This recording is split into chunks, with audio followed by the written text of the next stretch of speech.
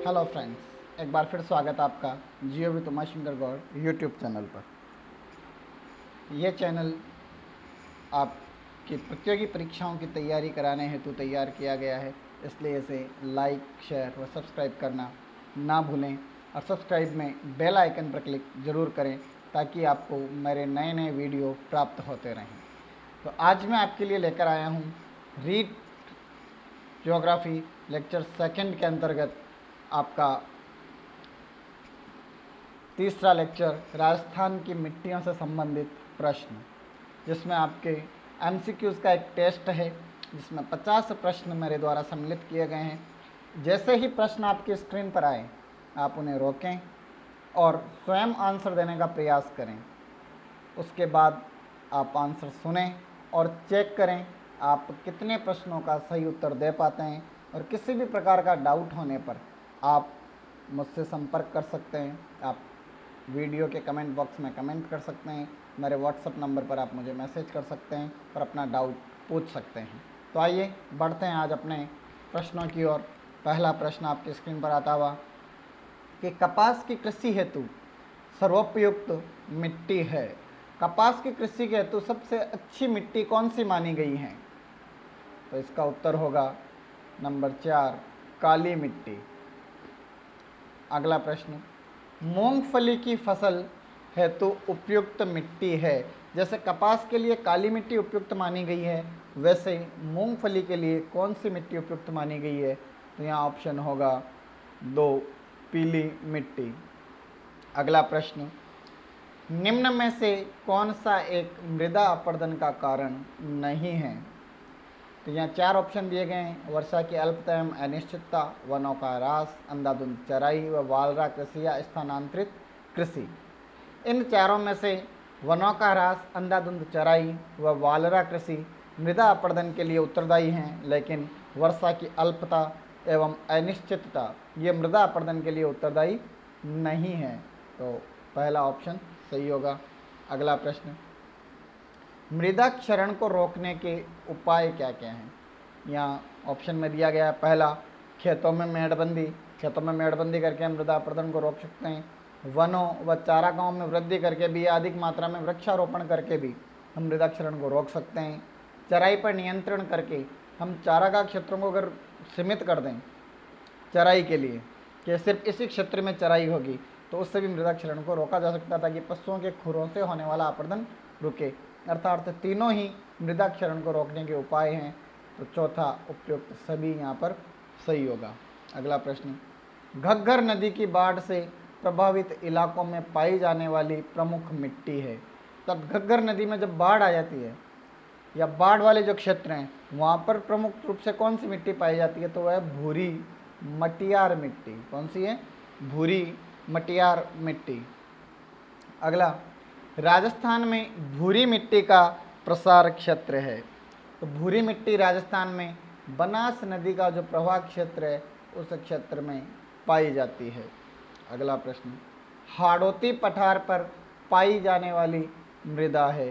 तो हाड़ौती पठार एक प्रकार से लावा का विस्तार अर्थात बेसाल्ट प्रवाह से निर्मित पठार है, इसलिए वहाँ पर जो मिट्टी है वो लावा निर्मित काली मिट्टी है। अगली, चंबल और माही बेसिन में कौन सी मिट्टी पाई जाती हैं? तो ये दोनों ही क्षेत्र राजस्थान के पूर्वी क्षेत्र में पाए जाते हैं या दक्षिणी क्षेत्र में। तो वहाँ पर काली और दोमट मृदा, तो काली दोमट मृदा उस क्षेत्र में पाई जाती है। अगला, किस मिट्टी में लौह तत्व अधिक होता है? तो लाल दोमट में लौह तत्व अधिक होता है, इसी वजह से इसका रंग लाल होता है। अगला प्रश्न, राजस्थान में कौन सी मिट्टी का प्रसार अधिक है? तो राजस्थान के अधिकांश भाग में मरुस्थल का प्रसार है, और मरुस्थल में जो मिट्टी पाई जाती है वो बलुई मृदा या भूरी रेतीली बलुई मृदा। तो ऑप्शन 2 यहाँ पर सही होगा। अगला प्रश्न, राजस्थान के किस प्रदेश में एंटीसोल समूह की मृदा मिलती है? तो एंटीसोल मृदा वो मरुस्थलीय क्षेत्र में पाई जाती है, तो राजस्थान के पश्चिमी क्षेत्र में ये मृदा पाई जाती है।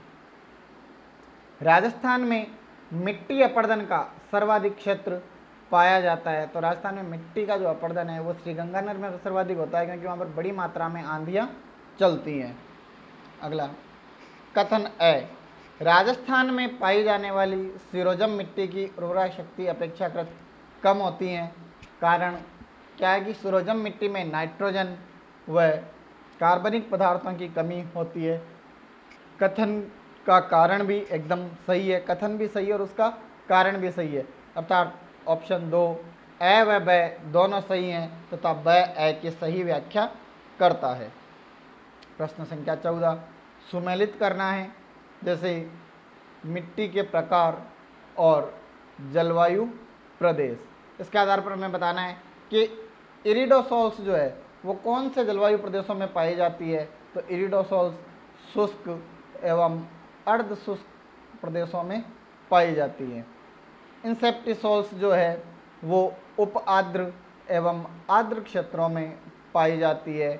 अल्फिसोल्स जो है वो अर्ध शुष्क एवं आर्द्र क्षेत्र में पाई जाती है। तो वर्टिसोल्स जो है वो आर्द्र व अति आर्द्र क्षेत्रों में पाई जाती है। अर्थात ए में पहला और द में चौथा, बाकी बीच के जो हैं वो इंटरचेंज हुए हैं, या दूसरे में तीसरा और तीसरे में दूसरा।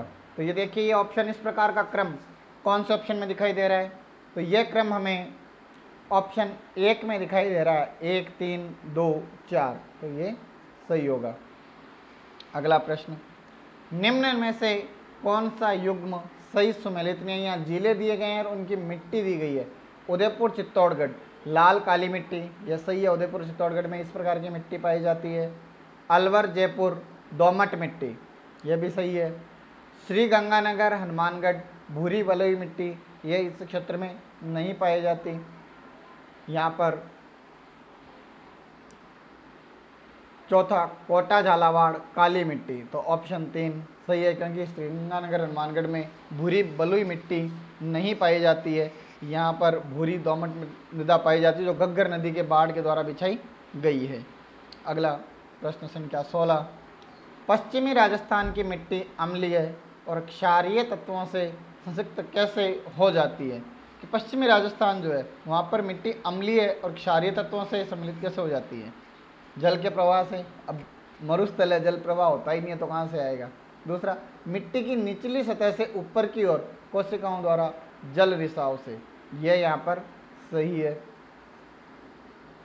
अगला प्रश्न 17, हाड़ौती पठार पर निम्न में से कौन सी मृदा पाई जाती है। तो हाड़ौती पठार जो है वो राजस्थान के आंध्र प्रदेश में आता है और आंध्र प्रदेश में वर्टिसोल्स मृदा पाई जाती है। अगला प्रश्न संख्या 18, राजस्थान के निम्नांकित किन जिलों में लाल लोम मृदा पाई जाती हैं। तो ये राजस्थान के दक्षिणी क्षेत्र में पाई जाती हैं और यहाँ पर राजस्थान के दक्षिणी क्षेत्र हैं बांसवाड़ा डूंगरपुर, तो ये यहाँ पर सही होगा। अगला, निम्न में से कौन से कथन सही हैं। यहाँ पर आपको बताना है कौन सा कथन सही है। कि राजस्थान के लगभग 7.2 लाख हेक्टेयर भूमि क्षारीय व लवणीय है, ये सही है। राजस्थान की 3.5 लाख हेक्टेयर भूमि जलाधिक्य की समस्या से ग्रसित है। ये इंदिरा गांधी नहर के बाद में ऐसी समस्या हमारे यहाँ पर खड़ी हो गई। तीसरा, राज्य की लगभग 4.5 लाख हेक्टेयर भूमि कटाव की समस्या से ग्रसित है, क्योंकि चंबल नदी बड़ी मात्रा में भूमि का कटाव करती है। रेतीली मिट्टी अत्यधिक उपजाऊ है, ये गलत है। तो ऑप्शन 1 2 3 सही है, अर्थात पहला ऑप्शन सही होगा। अगला, निम्न कथनों पर विचार कीजिए। जैसे पहला, लाल रेतीली मिट्टी कृषि के लिए ठीक होती है लेकिन पर्याप्त मात्रा में पानी की आवश्यकता होती है, ये सही है बिल्कुल। अगला, लाल रेतीली मिट्टी राजस्थान के कोटा बूंदी झालावाड़ जिले के कुछ भागों में पाई जाती है, ये गलत है। लाल रेतीली मिट्टी के लिए जिन क्षेत्रों में सिंचाई सुविधाएं हैं वह क्षेत्र कृषि की दृष्टि से उन्नत है, यह भी सही है, क्योंकि पहले ऑप्शन में यही बात हुई थी कि उपजाऊ है लेकिन पानी की आवश्यकता होती है, और गया में है कि जिन क्षेत्रों में सिंचाई अर्थात पानी पर्याप्त मात्रा में उपलब्ध हो जाता है तो वहाँ कृषि क्षेत्र उन्नत होगा, तो तीसरा सही होगा। अगला प्रश्न, भूरी रेतीली कछारी मिट्टी के संबंध में कौन सा कथन असत्य है। तब भूरी रेतीली कछारी मिट्टी कौन सी है। ये मिट्टी राजस्थान के अलवर भरतपुर के उत्तरी भाग और गंगानगर जिले के मध्य में पाई जाती है, ये सही है। दूसरा, इस मिट्टी में चावल व गन्ने की खेती की जाती है, ये इसके लिए गलत है, तो दूसरा सही हो जाएगा अपना यहाँ पर। अगला, निम्न कथनों पर विचार कीजिए। पहला है कि भूरी रेतीली मिट्टी में फास्फेट तत्व का बाहुल्य होता है, ये सही है। दोमट व कछारी मिट्टी में चूना, फास्फोरस, पोटास तथा लोहा आदि अधिक मात्रा में पाए जाते हैं, बिल्कुल सही। इन्हीं की वजह से ये अत्यधिक उपजाऊ होती हैं। काली मिट्टी में गंधक व लोहे की मात्रा अधिक होती है, ये सही नहीं है, तो केवल क और ख सही है। अगला प्रश्न, निम्न कथनों पर विचार कीजिए। जैसे जालोर जिले में प्राय रेतीली व रेतीली दोमट मिट्टी पाई जाती है। अगला, रेतीली मिट्टी सांचौर, सायला, जालोर, बेनमाल पंचायत समिति के उत्तरी भागों में पाई जाती है, यह भी सही है। दोमट मिट्टी जसवंतपुरा तहसील में पाई जाती है, ये सही नहीं है, तो केवल क और ख सही है, तो ऑप्शन 4 सही होगा। अगला प्रश्न, कथन है कि खारी मिट्टी कृषि कार्यों के लिए उपयुक्त नहीं है, और कारण क्या है कि खारी मिट्टी में लवण की मात्रा अधिक होती है, इसलिए कृषि के लिए उपयुक्त नहीं है, तो कथन और कारण दोनों सही हैं, तो ऑप्शन 4 सही होगा। अगला प्रश्न, कथन है कि राजस्थान में मिट्टी के कटाव की समस्या है, बिल्कुल है, राजस्थान में मिट्टी कटाव बहुत अधिक है। अभी पीछे पढ़ के आए थे कि 4.5 लाख हेक्टेयर भूमि मिट्टी के कटाव की समस्या से ग्रसित है, और कारण है कि राजस्थान में चंबल, बनास, घग्गर व बाणगंगा आदि नदियां मिट्टी के कटाव का प्रमुख कारण है, ये दोनों सही हैं, तो कथन सही है और कारण भी सही है।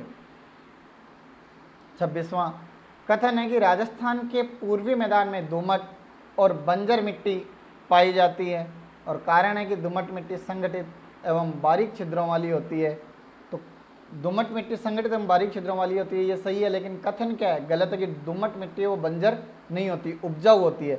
इसका नंबर 3 कथन गलत है, लेकिन कारण सही है। अगला, निम्न कथनों पर विचार कीजिए। केंद्रीय शुष्क क्षेत्र अनुसंधान संस्थान काजरी जोधपुर में स्थित है, बिल्कुल सही है। राजस्थान में मिट्टी परीक्षण की सुविधा नहीं है, ये गलत है। और राजस्थान में मिट्टी के कटाव की समस्या, ये बिल्कुल सही है, तो क और ग यहाँ पर सही होंगे, तो चौथा सही होगा। अगला प्रश्न, हाड़ौती पठार की मिट्टी कैसी है? तो हाड़ौती पठार की जो मिट्टी है वो मध्यम काले रंग की मिट्टी है, अर्थात मध्यम काली। प्रश्न संख्या 29, राजस्थान में निम्न में से कौन सा मृदा का सर्वाधिक उपजाऊ प्रकार माना जाता है? राजस्थान की सबसे उपजाऊ मृदा कौन सी है? तो किसी भी क्षेत्र में जाओ तो जलोढ़ मृदा सबसे उपजाऊ होती है, तो जलोढ़ मृदा यहाँ पर सबसे उपजाऊ होगी। प्रश्न संख्या 30, निम्नलिखित युग्मों में से वह कौन सा जिला है जहां लाल एवं पीली मृदा पाई जाती है? तो लाल व पीली मृदा राजस्थान में अरावली पर्वतमाला के नज़दीक अजमेर व भीलवाड़ा में पाई जाती है, मध्य अरावली के क्षेत्र में। अगला प्रश्न, निम्नलिखित में से किस जिले में भूरी मृदाएं मिलती हैं? तो राजस्थान के जालोर जिले में भूरी मृदा मिलती है। अगला प्रश्न, निम्नलिखित में से कौन सा मृदाओं के द्वितीय पोषण तत्वों का उदाहरण नहीं है? तो यहाँ पर ऑप्शन ब में जो पोटास है ये प्राथमिक पोषण तत्व है, इसलिए द्वितीयक में नहीं आएगा। 33वां प्रश्न, राजस्थान में किस जिले में कैल्शियोरोथिड पाई जाती है? अर्थात कैल्शियोरोथिड मिट्टी पाई जाती है, तो ये सीकर जिले में पाई जाती है। अगला, राजस्थान की मरुस्थलीय बालू का प्रमुख स्रोत निम्न में से क्या है? कि राजस्थान का जो मरुस्थल है वहाँ पर बड़ी मात्रा में बलुई मृदा कहाँ से आई? तो इसका कारण है कि पुरातन काल में यह क्षेत्र सरस्वती नदी का प्रवाह क्षेत्र रहा है, और उसके द्वारा लाकर बिछाई गई पुरानी जलोढ़ मृदा है ये एक प्रकार की, इसलिए ये प्राचीन नदियों द्वारा लाई गई मिट्टी है। प्रश्न संख्या 35, वह जिला युग्म जहाँ लाल व पीली मृदा पाई जाती है? पीछे ऑप्शन में अजमेर व भीलवाड़ा सही था, लेकिन यहाँ पर अजमेर और सिरोही सही होगा, तो हमें ऑप्शन ढंग से पढ़कर उत्तर देना है, ये ध्यान रखें। अगला, राजस्थान में मृदा में लवणीयता व क्षारीयता की समस्या कहाँ पाई जाती है? तो ये अधिकांश राजस्थान के पश्चिमी क्षेत्र में पाई जाती है। और ये यहाँ पर जो जिले दिए गए हैं उनमें पाली जिला मरुस्थलीय जिलों में आता है, तो पाली जिला। 37वां प्रश्न, राजस्थान के निम्नलिखित में से किस जिले में अवनलिका अपर्दन की समस्या मुख्यतः है? अवनलिका अपर्दन जो है वो चंबल नदी द्वारा किया जाता है। कौन सी नदी के द्वारा किया जाता है? चंबल नदी। और इनमें कोटा जिले से चंबल नदी प्रवाहित होती है, तो कोटा में ये अवनलिका अपर्दन की समस्या मुख्यतः पाई जाती है। अगला, राजस्थान में निम्न में से किस स्थान पर इंसेप्टिमॉल्स मृदा नहीं पाई जाती है? तो सिरोही, राजसमंद व भीलवाड़ा में ये मृदा पाई जाती है, लेकिन बूंदी में ये मृदा नहीं पाई जाती है। अगला, सुमेलित करना है हमें कि कौन सा किसके साथ सम्मिलित है। जैसे बलुई मृदा, तो बलुई मृदा हम आसानी से बता सकते हैं कि ये बीकानेर व जोधपुर में प्राप्त होती है। तो देखिए बलुई मृदा पहले में ब, तो यहाँ पर पहले में ब पहले ही ऑप्शन में है, तो ये सही हो जाएगा। लेकिन फिर भी हमें चारों ऑप्शन चेक करने हैं कि लाल मृदा जो है वो उदयपुर व डूंगरपुर में पाई जाती है, काली मृदा कोटा, बारां, झालावाड़ अर्थात हाड़ौती के पठार में पाई जाती है, तथा कछारी मृदा जो है वो टोंक, अलवर व धौलपुर में पाई जाती है। अगला प्रश्न, हाड़ौती पठार में कौन से प्रकार की मृदा पाई जाती है? तो हाड़ौती के पठार में काली मृदा पाई जाती है, क्योंकि पठारी क्षेत्र में बेसाल्ट प्रवाह की वजह से लावा विस्तार की मृदा बनी हुई है, तो वो होगी काली, ज्वालामुखी विस्फोट से। लाल चिकनी बलुई मिट्टी, लाल लोमी राजस्थान के कौन से जिलों में पाई जाती है? तो ये पीछे हमने बात की थी कि दक्षिण में पाई जाती है, दक्षिणी जिलों में। यहाँ बांसवाड़ा नहीं है, लेकिन बांसवाड़ा की जगह उदयपुर, तो उदयपुर के कुछ क्षेत्रों में व डूंगरपुर में यह मृदा पाई जाती है। अगला, भूमि की उर्वरता बढ़ाने के लिए निम्न में से कौन सी फसल बोई जाती है? तो प्राकृतिक रूप से भूमि की उर्वरता बढ़ाने के लिए दालों को बोया जाता है, अर्थात दालें बोई जाती हैं। तो इन चारों ऑप्शन में देखिए दाल कौन सी है? तो यहाँ पर उड़द जो है वो एक प्रकार की दाल है, इसलिए उड़द बोई जाती है। अगला प्रश्न, सेम क्या है? सेम एक पारिस्थितिकी से संबंधित समस्या है जिसका कारण है जलमग्नता। कोई भी क्षेत्र जब जल में ज़्यादा डूब जाता है तो उसकी वजह से सेम की समस्या उत्पन्न हो जाती है। यह है जलमग्नता से उत्पन्न एक पारिस्थितिकी तंत्र की समस्या। प्रश्न संख्या 44, जहाँ प्रतिवर्ष प्राकृतिक रूप से मिट्टियों का नवीनीकरण होता है वह क्षेत्र कहलाता है। तो जहाँ पर बाढ़ से हर साल नई मिट्टी का बिछाव हो जाता है उसे क्या कहा जाता है? तो जलोढ़ मृदाएं दो प्रकार की होती है, बांगर और खादर। तो यहाँ पर खादर जो है वो नवीन जलोढ़ मृदा था, बांगर पुरानी जलोढ़ मृदा, तो खादर यहाँ पर सही होगा। अगला, राजस्थान के नागौर, पाली, जोधपुर और बाड़मेर जिलों में मुख्य रूप से कौन सी मृदा पाई जाती है? तो ये चारों ही जिले मरुस्थली जिले हैं, इसलिए यहाँ पर मरुस्थली मृदा या बलुई मृदा पाई जाती है। प्रश्न संख्या 46 आपकी स्क्रीन पर कि एरिडोसोल्स मिट्टी राजस्थान के किस जलवायु प्रदेश में सर्वाधिक विस्तृत है? तो इस प्रकार की मृदा जो है वो राजस्थान के शुष्क प्रदेश में पाई जाती है, अर्थात पश्चिमी क्षेत्र में पाई जाती है। प्रश्न संख्या 47, मिट्टी की लवणता एवं क्षारीयता का ठोस उपचार क्या है? तो जब मिट्टी में लवणता और क्षारीयता बढ़ जाती है तो हम उसमें जिप्सम डालते हैं। क्या डालते हैं? जिप्सम डालते हैं, जिप्सम का छिड़काव करते हैं। तो जिप्सम शोधन के माध्यम से इस समस्या से निजात पाई जाती है। अगला प्रश्न, राजस्थान के किस जिले में जलोढ़ मृदा पाई जाती है? तो राजस्थान के ये जो 4 जिले दिए गए इनमें ज़्यादा नदियाँ भरतपुर में हैं, इसलिए जलोढ़ मृदा भी कहाँ पाई जाती है? भरतपुर में, क्योंकि जलोढ़ मृदा जो है वो नदियों के द्वारा बिछाई जाती है। और जैसलमेर, नागौर और बाड़मेर में तो मौसमी नदियाँ हैं जो कभी कभार बहती है, तो उनसे कौन सी जलोढ़ मृदा आएगी? प्रश्न संख्या 49, राजस्थान में बंजर भूमि विकास कार्यक्रम क्रियान्वित होता है, अर्थात कौन से डिपार्टमेंट के द्वारा इस कार्यक्रम का क्रियान्वयन किया जाता है? तो ये ग्रामीण विकास एवं पंचायती राज डिपार्टमेंट के द्वारा किया जाता है, ऑप्शन 4।